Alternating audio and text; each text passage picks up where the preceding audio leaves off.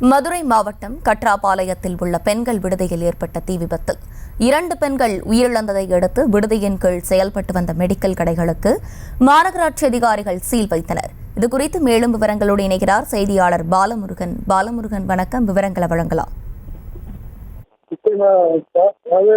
மதுரை பெரியார் பேருந்து நிலையம் அருகே நேற்று பெண்கள் தங்கும் விடுதியில் தீயாலை தீ விபத்து ஏற்பட்டது. இதனால் ஆசிரியர் உட்பட 2 பெண் சம்பவ இடத்திலே பலியானார்கள்.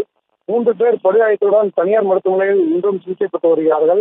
தீ விபத்து ஏற்பட்ட கட்டிடத்தை நேற்று மாவட்ட ஆட்சியர் சங்கீதா, மாநகராட்சி ஆணையர் தினேஷ், காவல் ஆணையர் லோகநாதன் ஆகியோர் அமைச்சருடன் சென்று ஆய்வு செய்தார்கள்.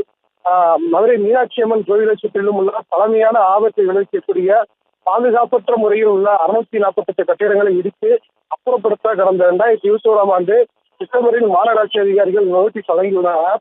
இன்று வரை இடித்து அப்புறப்படுத்தாமல் வணிக வளாகங்களாக இதுபோன்ற விடுதிகளாக செயல்பட்டு வரும் கட்டிடங்களை ஆய்வு செய்து கண்டறிந்து அப்புறப்படுத்த மாநகராட்சி அதிகாரிகள் தலைமையில் குழு அமைக்கப்படும் என மாவட்ட ஆட்சியர் சங்கீதா நேற்று உத்தரவிட்டிருந்தார். அதனைத் தொடர்ந்து மதுரை கட்ராபாளையம் பகுதியில் பெண்கள் விடுதி தீ விபத்து ஏற்படுத்திய கட்டிடத்தை மெடிக்கல் மற்றும் மருத்துவமனை விடுதியில் அமைந்துள்ள கட்டிடங்கள் கீழ் அமைந்துள்ள கடைகளுக்கு மாநகராட்சி சார்பில் சீல் வைக்கப்பட்டுள்ளது.